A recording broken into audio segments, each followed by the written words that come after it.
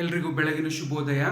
First year ಅವ್ರಿಗೆ workshop calculation science ಅಲ್ಲಿ ನಾನು ಯಾವ ಚಾಪ್ಟರ್ ಮಾಡ್ತಿದ್ದೀನಿ ಅಂದ್ರೆ ವರ್ಕ್ ಪವರ್ ಎನರ್ಜಿ ಚಾಪ್ಟರ್ನ ಮಾಡ್ತಿದ್ದೀನಿ. ಇದು ಎಷ್ಟನೇ ವಿಡಿಯೋ ಅಂದ್ರೆ ಈ ಚಾಪ್ಟರ್ಲಿ ಇದು 9ನೇ ವಿಡಿಯೋ. ಇದಕ್ಕಿಂತ ಮುಂಚೆ 8 ವಿಡಿಯೋಸ್ಗಳು ಮಾಡಿದ್ದೀನಿ. ಅದರಲ್ಲಿ ನಿಮಗೆ ವರ್ಕ್ ಅಂದ್ರೆ ಏನು, ಯೂನಿಟ್ಸ್ ಆಫ್ ವರ್ಕ್ ಏನು, ಅದಾದ್ಮೇಲೆ ವರ್ಕ್ ಮೇಲೆ ಪ್ರಾಬ್ಲಮ್ಸ್ ಮಾಡಿಸಿದ್ದೀನಿ. ಅದಾದ್ಮೇಲೆ ಪವರ್ ಅಂದ್ರೆ ಏನು, ಯೂನಿಟ್ಸ್ ಆಫ್ ಪವರ್ ಮೇಲೆ ಪ್ರಾಬ್ಲಮ್ ಮಾಡಿ ಇದು ಇವತ್ತು ಮಾಡೋದು ಪವರ್ ಮೇಲೆ ಪೂರ್ತಿ ಪ್ರಾಬ್ಲಮ್ ಕಂಪ್ಲೀಟ್ ಆಗುತ್ತೆ. ನೆಕ್ಸ್ಟ್ ಕ್ಲಾಸಲ್ಲಿ ಎನರ್ಜಿ ಮತ್ತೆ ಎನರ್ಜಿದು ಥಿಯರಿ ಮುಗಿದ್ಮೇಲೆ ಅದ್ರ ಮೇಲೆ 2 ಅಥವಾ 1 ದಿವಸದಲ್ಲಿ ಪ್ರಾಬ್ಲಮ್ಸ್ ಮುಗಿಯುತ್ತೆ, 2 ಅಥವಾ 1 ಕ್ಲಾಸಲ್ಲಿ. ನೋಡಿ, ಇದು ಪ್ರಾಬ್ಲಮ್ಸ್ ಆನ್ ಪವರ್. ನೋಡಿ, ಫಸ್ಟ್ ಪ್ರಾಬ್ಲಮ್ ಏನು ಅಂದ್ರೆ a man runs on 3 metre high staircase. ಅಂದ್ರೆ ಒಬ್ಬ ಮನುಷ್ಯ 3 ಮೀಟರ್ ಹೈಟ್ ಅಲ್ಲಿ ಇರುವಂತ 3 ಮೀಟರ್ ಹೈ ಅಲ್ಲಿ ಇರುವಂತ ಸ್ಟೇರ್ ಕೇಸ್ ನ ಏನ್ ಮಾಡ್ತಾನೆ, ರನ್ ಮಾಡ್ತಾನೆ. ಆಯ್ತಾ? If the weight of the man is 60 kg, ಆ 3 ಮೀಟರ್ ಇರುವಂತ ಸ್ಟೇರ್ ಕೇಸ್ ನ ಹತ್ತಕ್ಕೆ 4 ಸೆಕೆಂಡ್ ತಗೋತಾನೆ. ಆ ಮನುಷ್ಯ ಹತ್ತತಾನಲ್ಲ, ಅವನ ತೂಕ ಎಷ್ಟಿರ್ತದೆ ಅಂದ್ರೆ 60 kg ಇರ್ತದೆ. Calculate how much power was developed by him while running. ಅಂದ್ರೆ ಅವನು ಆ ಮೆಟ್ಲನ್ನ 4 ಸೆಕೆಂಡ್ ಅಲ್ಲಿ 60 kg ತೂಕ ಇರೋಂಥವ್ನು 3 ಮೀಟರ್ ಮೆಟ್ಲನ್ನ 4 ಸೆಕೆಂಡ್ ಅಲ್ಲಿ ಓಡ್ತಾನಲ್ವಾ, ಹತ್ತುತ್ತಾನೆ ಅಥವಾ ಓಡ್ತಾನೆ ಅಂದಾಗ ಅವ್ನು ಎಷ್ಟು ಪವರ್ನ ಏನ್ ಮಾಡ್ತಾನೆ, ಡೆವಲಪ್ ಮಾಡ್ತಾವನೆ, ಅದನ್ನ ನೀವು ಕಂಡಿಡ್ರಿ ಅಂತ ಕೇಳೋರೆ. ಇಲ್ಲಿ ಒಂದು ಅಬ್ಸರ್ವ್ ಮಾಡಿ, ಜಿ ಏನು ಕೊಟ್ಟವ್ರೆ, 9.81 ಮೀಟರ್ ಪರ್ ಸೆಕೆಂಡ್. ಜಿ ಅಂದ್ರೆ ಏನು, ಗ್ರಾವಿಟೇಷನಲ್ ಫೋರ್ಸ್. ಜಿನ ಕೊಟ್ಟಿರೋ ಉದ್ದೇಶ ಏನು ಅಂದ್ರೆ ಮೆಟ್ಲು ಯಾವಾಗ್ಲೂ ನೆಲದ ತರ ಸ್ಟ್ರೈಟ್ ಆಗಿರಲ್ಲ, ಸಮದಟ್ಟಾಗಿರಲ್ಲ. ಮೆಟ್ಲು ಹೆಂಗಿರುತ್ತೆ, ನಾವು ಹತ್ತುತ್ತಿದೀವಿ ಅಂದಾಗ ಮೆಟ್ಲನ್ನ ನಾವು ಹಿಂಗ್ ಮೇಲ್ಗಡೆಗೆ ಹೋಗ್ತಾ ಇರ್ತೀವಿ. ಅಂದ್ರೆ ನಾವು ಮೇಲಕ್ಕೆ ಹೋಗ್ತಾ ಹೋಗ್ತಾ ಏನಾಗುತ್ತೆ, ಗ್ರಾವಿಟೇಷನಲ್ ಫೋರ್ಸ್ ಇರುತ್ತೆ. ನೋಡಿ, ಇದು ಭೂಮಿದು ಮಟ್ಟ ಅಂದ್ರೆ ನೋಡಿ, ಮೆಟ್ಲು ಹಿಂಗಿರುತ್ತೆ ಅಂದ್ರೆ ನಾವ್ ಏನ್ ಮಾಡ್ತಿದೀವಿ, ಮೆಟ್ಲನ್ನ ಹತ್ಕೊಂಡು ಹೋಗ್ತಿದೀವಿ ಅಂದ್ರೆ ಇಲ್ಲಿ ಏನಿರುತ್ತೆ, ಗ್ರಾವಿಟೇಷನಲ್ ಫೋರ್ಸ್ ಇರುತ್ತೆ. ನೋಡಿ, ಇಲ್ಲಿ ಭೂಮಿ ಇದ್ರೆ ಮೆಟ್ಲು ಒಂದು 3 ಮೀಟರ್ ಇರಲಿ, 3 ಮೀಟರ್ ಹೈಟ್ ಅಲ್ಲಿ ಇರಲಿ, 5 ಮೀಟರ್ ಇರಲಿ, 10 ಮೀಟರ್ ಇರಲಿ, ಅದ್ರದ್ದು ಏನಿರುತ್ತೆ, ಹೈಟ್ ಹೋದಂಗೆ ಏನು ಗ್ರಾವಿಟೇಷನಲ್ ಫೋರ್ಸ್ ಇರುತ್ತೆ. ಸೊ ಅದಕ್ಕೋಸ್ಕರ ಜಿನ ಕೊಟ್ಟಿದ್ದಾನೆ. ನಿಮ್ಗೆ ಪವರ್ ಹಿಡಿಯಕ್ಕೆ ಫಾರ್ಮುಲಾ ಗೊತ್ತು, ಏನು, ಪವರ್ ಡೆವಲಪ್ಡ್ ಇಸ್ ಈಕ್ವಲ್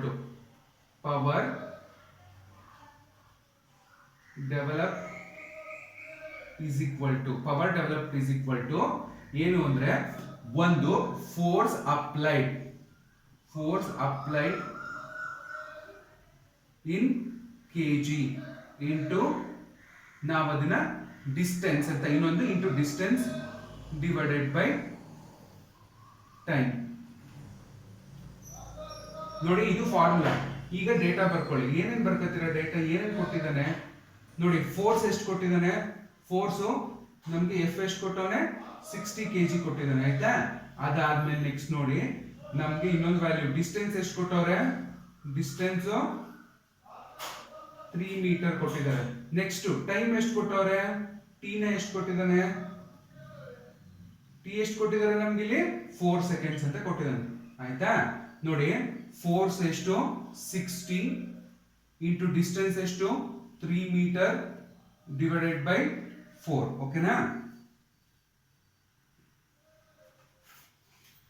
ನೋಡಿ, ಈಗ 63 ಎಷ್ಟು, 63 ಎಷ್ಟು, 120, 180 ಡಿವೈಡೆಡ್ ಬೈ 4. ನೋಡಿ, 180 ಡಿವೈಡೆಡ್ ಬೈ 4ನ್ನ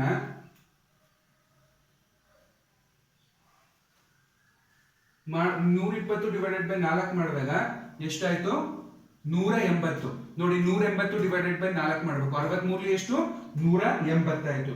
180 ಡಿವೈಡೆಡ್ ಬೈ 4 ಮಾಡಿದಾಗ ನಿಮ್ಗೆ ಎಷ್ಟಾಯ್ತು, 45 ಆಯ್ತು. ನೋಡಿ, ಈಗ ಇಲ್ಲಿ ಯೂನಿಟ್ ಬರ್ಕೊಳ್ಳೋದು ಇಂಪಾರ್ಟೆಂಟ್. 45 ನೋಡಿ, ಇದು ಕೆಜಿ ಇದೆ. ಇಲ್ಲಿ ನೋಡಿ, ಇದು ಕೆಜಿ ಇದೆ 60 ಅನ್ನೋದು. ಆಯ್ತಾ? ನೆಕ್ಸ್ಟ್ 3 ಅನ್ನೋದು ಮೀಟರ್ ಅಲ್ಲಿ ಇದೆ, ಟೈಮು ಸೆಕೆಂಡ್ ಅಲ್ಲಿ ಇದೆ. ಆಯ್ತಾ? ಇಲ್ಲಿ ನೋಡಿ, ಇದು ಸೆಕೆಂಡ್ ಅಲ್ಲಿ ಇದೆ. ಸೊ ಇಲ್ಲಿ ಏನಾಯ್ತು, KG metre divided by second ಅಲ್ವಾ, ಪರ್ ಸೆಕೆಂಡ್ ಆಯ್ತು. ಈಗ ನಾವ್ ಇದನ್ನ ಏನ್ರಲ್ಲಿ ಇಡ್ಬೇಕು ಅಂದ್ರೆ ನಾವ್ ಇದನ್ನ ವ್ಯಾಟ್ ಅಲ್ಲಿ ಇಡಬೇಕು. ಆಯ್ತಾ? ಇಲ್ಲಿ ನೋಡಿ, ಈಗ ನಾವು ಈ ಜಿ ಏನ್ ಕೊಟ್ಟಿದ್ದಾನೆ, ಜಿ ವ್ಯಾಲ್ಯೂ ಏನಿದೆ 45 kg ಮೀಟರ್ ಪರ್ ಸೆಕೆಂಡ್ ನಾವ್ ಏನಾಗಿ ಕನ್ವರ್ಟ್ ಮಾಡ್ತಿದೀವಿ, ನಾವು ವ್ಯಾಟ್ ಆಗಿ ಕನ್ವರ್ಟ್ ಮಾಡ್ತಿದೀವಿ.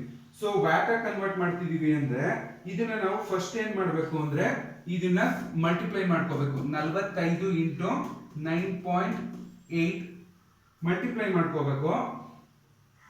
ನೋಡಿ, ಅವಾಗ ಏನಾಗುತ್ತೆ ಅಂತ ಹೇಳ್ತೀನಿ ನೋಡಿ. 45 into 9.8 ಎಷ್ಟಾಯ್ತು ಅಂದ್ರೆ 441 ಆಯ್ತು. 441 ಏನು ಅಂದ್ರೆ ಇಲ್ಲಿ ನೋಡಿ, ಇದು ಜೌಲ್ ಪರ್ ಸೆಕೆಂಡ್ ಆಯ್ತು. ಏನಾಯ್ತು? Joule per second. ಈಗ ನಮ್ಗೆ ಇದನ್ನ ನಾವು ವ್ಯಾಟ್ ಕನ್ವರ್ಟ್ ಮಾಡ್ಕೋಬೇಕು. ನೋಡಿ ಇಲ್ಲಿ ಬರೀತೀನಿ, 1 joule per second is equal to 1 watt. ನೋಡಿ, 1 ಜೌಲ್ ಪರ್ ಸೆಕೆಂಡ್ ನ ಏನಂತ ಕರಿತೀವಿ ನಾವು? 1 ವ್ಯಾಟ್ ಅಂತ ಕರಿತೀವಿ. ಸೊ ಇದು ಪವರ್ ನ ಅವಾಗ ವ್ಯಾಟ್ ಅಲ್ಲಿ ಇಟ್ಕೊಂಡಾಗ ಏನಾಗುತ್ತೆ? ಇಷ್ಟೇ, 441 ವ್ಯಾಟ್ ಆಯ್ತು. ನೋಡಿ ಎಷ್ಟು ಸಿಂಪಲ್ ಆಗಿದೆ ಅಲ್ವಾ ಪ್ರಾಬ್ಲಮ್. ಈ ತರ ಸಿಂಪಲ್ ಪ್ರಾಬ್ಲಮ್ ಕೊಡ್ತಾನೆ. ಈ ತರ ಸಿಂಪಲ್ ಪ್ರಾಬ್ಲಮ್ ಕೊಟ್ಟಾಗ ನೀವು ಈಸಿಯಾಗಿ ಸಾಲ್ವ್ ಮಾಡ್ಬೋದು. ಆದ್ರೆ ನಿಮ್ಗೆ ಯೂನಿಟ್ ಗಳನ್ನ ಕನ್ವರ್ಟ್ ಮಾಡಕ್ ಬರಬೇಕು. ನೋಡಿ ಇಲ್ಲಿ ಕೆಜಿ ಪರ್ ಮೀಟರ್ ಸೆಕೆಂಡ್ ಇತ್ತು, ನಾವು ಜಿ ಕೊಟ್ಟಿದ್ದಂಗೆ ಜಿ ವ್ಯಾಲ್ಯೂ ಮಲ್ಟಿಪ್ಲೈ ಮಾಡ್ಕೊಂಡೆ ಕೆಜಿ ಪರ್ ಮೀಟರ್ ಸೆಕೆಂಡ್ ಇರೋದು ಏನಾಯ್ತು? ಜೌಲ್ ಪರ್ ಸೆಕೆಂಡ್ ಆಯ್ತು. ಜಿ ಜೊತೆ ಮಲ್ಟಿಪ್ಲೈ ಮಾಡ್ಕೊಂಡ ತಕ್ಷಣ ಜೌಲ್ ಪರ್ ಸೆಕೆಂಡ್ ಆಗುತ್ತೆ. 1 ಜೌಲ್ ಪರ್ ಸೆಕೆಂಡ್ ಅಂದ್ರೆ 1 ವ್ಯಾಟ್, ಅಂದ್ರೆ 441 ವ್ಯಾಟ್ ಆಯ್ತು. ಈಗ ನೋಡಿ ನೆಕ್ಸ್ಟ್ ಪ್ರಾಬ್ಲಮ್ ಮಾಡ್ತೀನಿ. ನೋಡಿ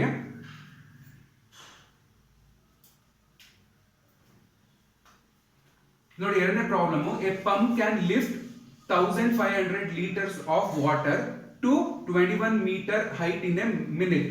Calculate the horsepower of the pump.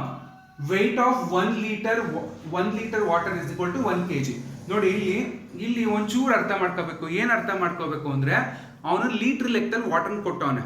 ಅದಾದ್ಮೇಲೆ ಬ್ರಾಕೆಟ್ ಅಲ್ಲಿ ಏನಂತ ಹೇಳೋನೆ? 1 ಲೀಟರ್ ಅಂದ್ರೆ ಎಷ್ಟು ಅಂತ ಹೇಳೋನೆ? 1 kg ಅಂತ ಹೇಳಿದಾನೆ. ಆಯ್ತಾ? ಇಲ್ಲೂ ಅಷ್ಟೇ ಸೇಮ್ ಫಾರ್ಮುಲಾ ಹಾಕೋಬೇಕು. ಫಸ್ಟ್ ಡೇಟಾ ಬರ್ಕೋಬಿಡಿ. ಡೇಟಾ ಏನೇನ್ ಕೊಟ್ಟಿದ್ದಾನೆ ಅಂತ ನೋಡಿ. ಫಸ್ಟ್ ಏನ್ ಕೊಟ್ಟಿದ್ದಾನೆ? Lift 1500 litres of water. 1 litre water ಅಂದ್ರೆ 1 kg. ಅಲ್ಲಿಗೆ ನಮ್ಗೆ ಫೋರ್ಸ್ ಎಷ್ಟು ಕೊಟ್ಟಿದ್ದಾನೆ? Force 1500 kg. ಇಲ್ಲಿ ಲೀಟರ್ ಅಂತ ಇರೋದಕ್ಕೆ ಅವನೇ ಕೊಟ್ಬಿಟ್ಟವನಲ್ಲ ಬ್ರಾಕೆಟ್ ಅಲ್ಲಿ. Weight of 1 litre of water is equal to 1 kg ಆಯ್ತು, ಫೋರ್ಸ್ ಆಯ್ತು. ನೆಕ್ಸ್ಟ್ ನೋಡಿ ಡಿಸ್ಟೆನ್ಸ್ ಕೊಟ್ಟವನೆ. ಡಿಸ್ಟೆನ್ಸ್ ಎಷ್ಟು? 21 ಮೀಟರ್. ಆಯ್ತಾ? ನೆಕ್ಸ್ಟ್ ನೋಡಿ ಇನ್ ಎ ಮಿನಿಟ್. ಟೈಮ್ ಎಷ್ಟು ಕೊಟ್ಟವನೆ? 1 ಮಿನಿಟ್. ಇನ್ ಎ ಮಿನಿಟ್ ಅಂದ್ರೆ 1 ಮಿನಿಟ್ ಅಂತ. ಅದನ್ನ ಸೆಕೆಂಡ್ ಕನ್ವರ್ಟ್ ಮಾಡ್ಕೋಬೇಕು ನೀವು. ಆಯ್ತಾ? 60 ಸೆಕೆಂಡ್ಸ್ ಆಯ್ತು. ಇಲ್ಲಿ ನೋಡಿ, ಇದನ್ನ ನಾನು ಬರ್ದಿರೋದು ನಿಮ್ಗೆ 1 ಮಿನಿಟ್ ಅಂದ್ರೆ 60 ಸೆಕೆಂಡ್ಸ್ ಅಂತ ಗೊತ್ತಿರ್ಲಿ ಅಂತ. ಬಟ್ ಅವ್ನು ಮಿನಿಟ್ ಅಲ್ಲಿ ಕೊಟ್ಟಿರೋದ್ರಿಂದ ನಿಮ್ಗೆ ಲಾಸ್ಟ್ ಕ್ಲಾಸ್ ಅಲ್ಲಿ ಹೇಳಿದ್ದೆ, ಅವರ್ ಅಥವಾ ಮಿನಿಟ್ ಅಲ್ಲಿ ಕೊಟ್ರೆ ಡಿವೈಡೆಡ್ ಬೈ 75 ಇಂಟು ಏನ್ ಮಾಡ್ಕೋಬೇಕು? 75 ಇಂಟು ಅಲ್ಲಿ ಕೊಟ್ಟಿರೋಂತ ಮಿನಿಟ್ ನ ಬರ್ಕೋಬೇಕು. ಅದಾದ್ಮೇಲೆ ನೋಡಿ ಅವ್ನು ಏನ್ ಕಂಡಿಡಿಯಕ್ಕೆ ಕೇಳೋನೆ? Calculate the horse power of a pump. Horsepower H P ನ ಕಂಡಿಡಿರಿ ಅಂತ ಕೇಳಿದಾನೆ. ಇಷ್ಟನ್ನ ಕೇಳಿದಾನೆ ನೋಡಿ.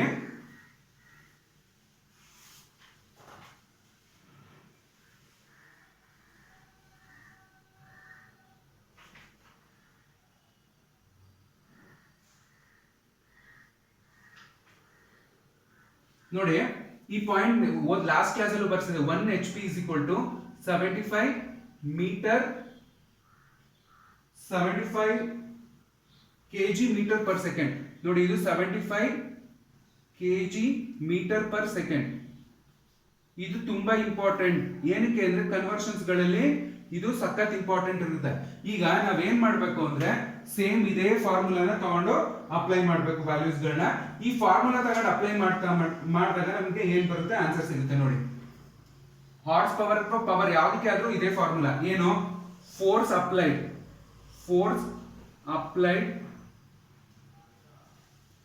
in kg into distance divided by time. ನೋಡಿ ಇಲ್ಲಿ ಮಿನಿಟ್ ಅಲ್ಲಿ ಕೊಟ್ಟಿದ್ದಾನೆ. ನಾವು ಏನ್ ಮಾಡ್ಬೇಕು? 75 ಮಾಡ್ಕೋಬೇಕು. ನೆಕ್ಸ್ಟ್ ಸ್ಟೆಪ್ ಅಲ್ಲಿ ಮಾಡ್ತೀವಿ. ನೋಡಿ ಫೋರ್ಸ್ ಎಷ್ಟು ಕೊಟ್ಟಿದ್ದಾನೆ? 1500 kg.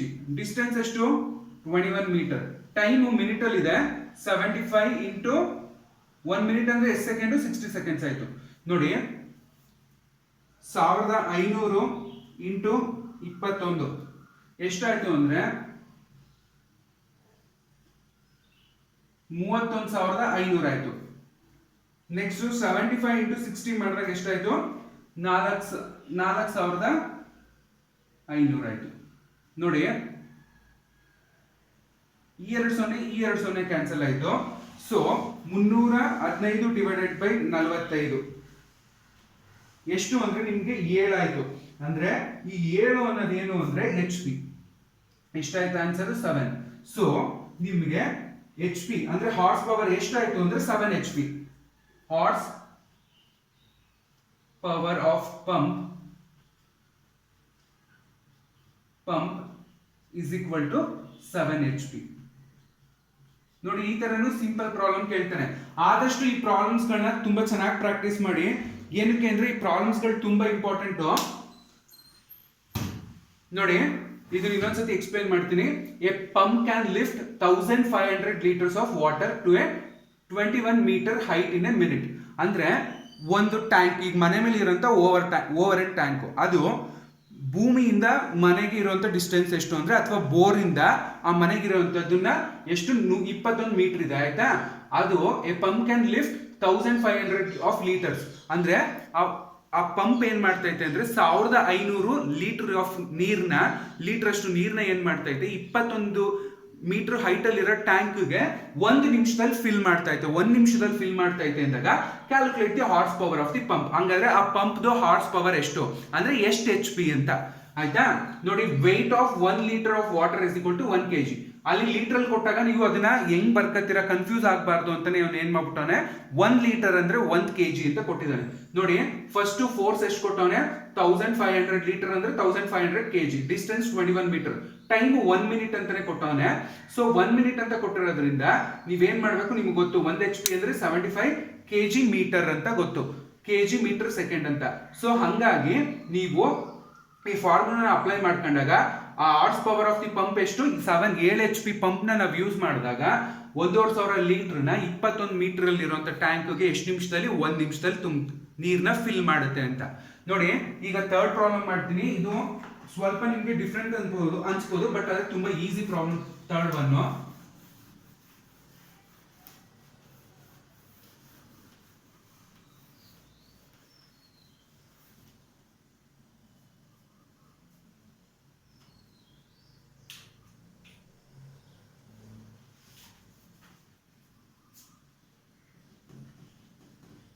a motor delivers 4 HP after receiving 4 kilowatt. Calculate its efficiency. ನೋಡಿ ಇಲ್ಲಿ ನಾನು ಯೂಸ್ ಮಾಡ್ತಾ ಇರೋಂತ ಫಾರ್ಮುಲಾ ಹೊಸ ಫಾರ್ಮುಲಾ ಆಯ್ತಾ, ತುಂಬಾ ಇಂಪಾರ್ಟೆಂಟ್ ಇದು. ನೋಡಿ a motor delivers 4 HP after receiving 4 kilowatt, calculates its efficiency ಅಂತ ಕೇಳಿದಾನೆ. ನೋಡಿ ಇಲ್ಲಿ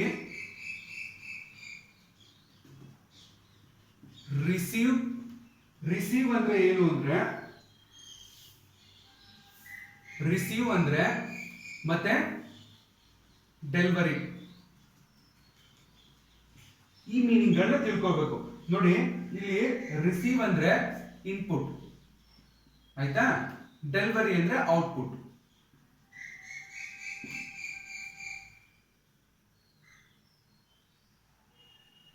ನೋಡಿ ಇವಾಗ ಎ ಮೋಟರ್ ಡೆಲಿವರ್ಸ್ ಅಂದ್ರೆ ಏನು, ಔಟ್ಪುಟ್. ಎಷ್ಟು ಕೊಟ್ಟಿದ್ದಾನೆ 4 HP ಆಫ್ಟರ್ ರಿಸೀವಿಂಗ್ 4 ಕಿಲೋವ್ಯಾಟ್. ನೋಡಿ ಇದು ಒಂಚೂರು ಡಿಫ್ರೆಂಟ್ ಅನ್ಸುತ್ತೆ, ಬಟ್ ಇದು ತುಂಬಾ ಈಸಿಯೆಸ್ಟ್ ಪ್ರಾಬ್ಲಮ್. ಈಗ ನೋಡಿ ನಾವೇನು ರಿಸೀವ್ ಅಂದ್ರೆ ಇನ್ಪುಟ್ ಎಷ್ಟು ಕೊಟ್ಟಿದ್ದಾನೆ 4 ಕಿಲೋವ್ಯಾಟ್ ಕೊಟ್ಟಿದ್ದಾನೆ, ಡೆಲಿವರಿ ಅಂದ್ರೆ ಔಟ್ಪುಟ್ ಎಷ್ಟು ಕೊಟ್ಟಿದ್ದಾನೆ 4 HP ಅಂತ ಕೊಟ್ಟಿದ್ದಾನೆ. ನೋಡಿ ಈಗ 4 ಕಿಲೋವ್ಯಾಟ್ ಅಂದ್ರೆ, ಕಿಲೋ ಅಂದ್ರೆ ಎಷ್ಟು, 1 ಕಿಲೋ ಅಂದ್ರೆ 1000 ಅಲ್ವಾ. ಸೊ 4000 ವ್ಯಾಟ್ ಅಂತ ಬರ್ಕೋಬಹುದು. ಈಗ ನೋಡಿ ನೆಕ್ಸ್ಟ್ HP ಕೇಳಿದಾನೆ. 1 HP ಅಂದ್ರೆ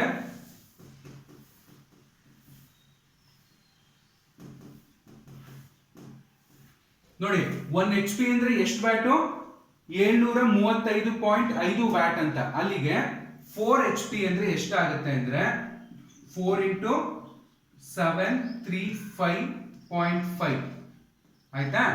ಈಗ ನೋಡಿ ಈ ವ್ಯಾಲ್ಯೂನ ಕ್ಯಾಲ್ಕುಲೇಟ್ ಮಾಡಿ. 4 into 735.5 ಈಗ ಎಷ್ಟಾಯ್ತು ಅಂದ್ರೆ ಇದು 2942 ಆಯ್ತಾ. 2942 ವ್ಯಾಟ್ ಆಯ್ತು. ನೋಡಿ ಇದು ವ್ಯಾಟ್ ಇದು ವ್ಯಾಟ್, ಎರಡು ವ್ಯಾಟ್ ಅಲ್ಲಿ ಇದೆ. ಸೊ ಈಗ ಫಾರ್ಮುಲಾ ಏನು ಅಂದ್ರೆ efficiency of motor is equal to output divided by input. ನೋಡಿ ಈಗ ಔಟ್ಪುಟ್ ಇದು ಔಟ್ಪುಟ್ ಎಷ್ಟೈತೆ 2942 ಐತೆ. ಇನ್ಪುಟ್ ಎಷ್ಟೈತೆ 4000 ಇದೆ. 2942 ಡಿವೈಡೆಡ್ ಬೈ 4000 ಎಷ್ಟಾಯ್ತು ಅಂದ್ರೆ ನಿಮ್ಗೆ 0.7355 ಆಯ್ತು. ಈಗ ಇದು ನಿಮ್ಗೆ ಪರ್ಸೆಂಟೇಜ್ ಅಲ್ಲಿ ಬೇಕಲ್ವಾ, ಪರ್ಸೆಂಟೇಜ್ ಅಲ್ಲಿ ಬೇಕು ಅಂದಾಗ ಏನ್ ಮಾಡ್ಬೇಕು, ಇಂಟು 100 ಮಾಡ್ಕೋಬೇಕು. ಎಷ್ಟಾಗುತ್ತೆ ಅಂದಾಗ ಅವಾಗ ಪರ್ಸೆಂಟೇಜ್ ಅಲ್ಲಿ ಎಫಿಷಿಯನ್ಸಿ ಆಫ್ ಮೋಟರ್ ಪರ್ಸೆಂಟೇಜ್ ಅಲ್ಲಿ ಎಷ್ಟಾಯ್ತು ಅಂದ್ರೆ 73.55% ಆಯ್ತು. ಏನಕ್ಕೆ ಇಂಟು 100 ಮಾಡ್ಕೋಬೇಕು ನಾವು ಪರ್ಸೆಂಟೇಜ್ ಬೇಕು ಅಂದಾಗ. ಸೊ ಎಫಿಷಿಯನ್ಸಿ ಎಷ್ಟು ಅಂದ್ರೆ